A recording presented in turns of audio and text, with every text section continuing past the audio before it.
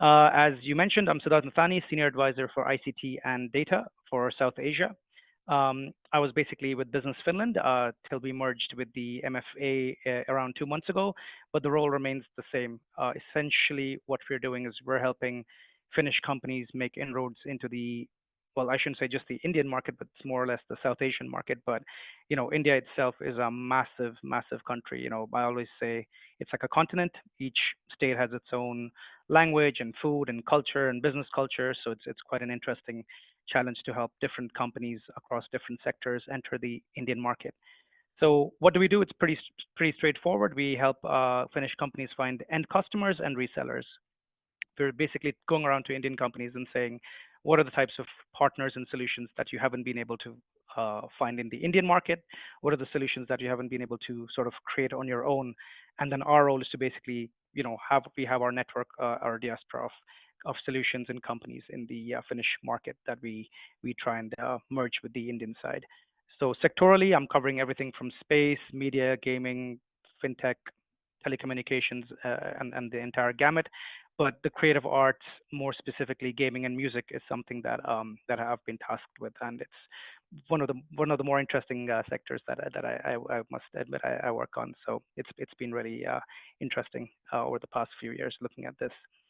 I'll kickstart with sort of a broad macro level view of the Indian market. We must keep in mind that India is a mobile-first streaming native market. We sort of skipped the digital era of the desktop and went directly to smartphones and cheap data. So companies from Finland need to realize that their products, formats, and UX must be optimized for mobile-first consumption. In terms of demographics, it's one of the youngest populations globally. Data is very, very cheap, and everyone here from a rickshaw puller to a CEO of a company is basically on their phone all the time. So Finnish companies need to keep that in mind. In terms of music and media, the second point I'd noted was that regional languages are a big scale because each state, as I mentioned earlier on, is the size of a medium-sized European economy.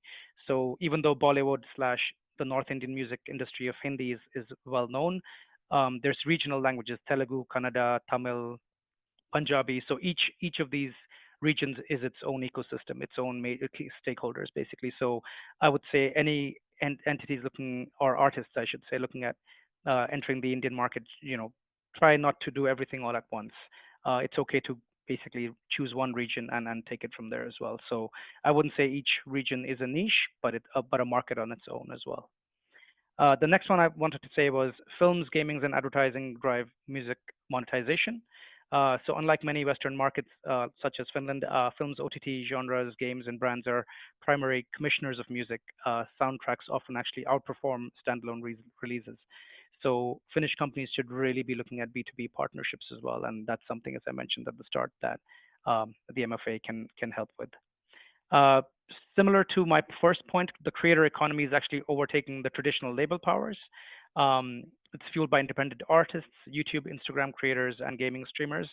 The numbers of users and followers are really going up through the roof. So now, compared to say even 10 or 5 years ago, even in advertisements and movies, you'll see a lot of these creators who've come up from scratch, more and more relevant in mainstream media as well, whether it's advertisements, music, or movies as well. So that's something that international companies should keep an eye on as well.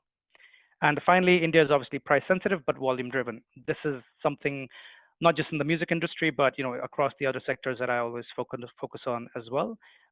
Pre-user revenues are lower, but scale generally compensates for that as well. So I'd written down premium models, ad-supported tiers, and brand integrations are ways to actually get money back. So I would recognize that get a foot in the door, get a few B2B partnerships, really leverage that scale of potential Indian partners, and then take it from there as well. So, not to try and basically boil the entire ocean at once. In terms of music companies and major record labels, there are a lot of them.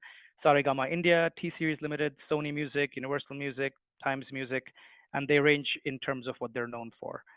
There's licensing music heritage, there's film deals, remix projects, audiovisual tie-ins, which is a big one for us in the past few years as well, and of course licensing for Indian films and television projects as well. So there's a lot of ways that actually collabs can happen with these larger companies as well. And apart from the larger companies as well, there's obviously streaming platforms as well. Geo Salmon being one of the larger local ones. Spotify India, of course, does exist. Ghana as well. So these are ideal for playlist collaborations, curated content, and Indian catalog distribution as well. Uh, One point was I wanted to quickly make was there's rights and industries bodies, the Indian music industry, of course, they're strategic partners with policy insights, copyright frameworks, and industry networking as well. So they've been hosting a lot of events in the past, and that's something which I'm excited to plug in the Finnish ecosystem for as well. And one more point I wanted to make was in terms of how Finnish companies can really collaborate. So as I was mentioning earlier on, it's not just about Bollywood or Mumbai. There's regional ecosystems to be tapped into, and you know, apart from the streaming companies as well, and the labels that I mentioned, there could be licensing and sync partnerships, co-releases and digital distributions, tech and innovation, artist exchanges. The core songwriting competition is actually a fantastic example of that as well, and streaming and mobile experiences.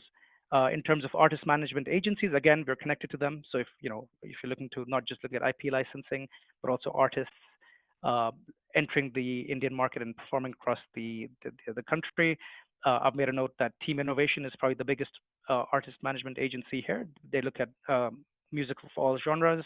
Skillbox is known for its metal, and I realize Finland is known for its metal industry. Gently Altered is a mix, and Paradox is an electronic music sort of focused agency as well.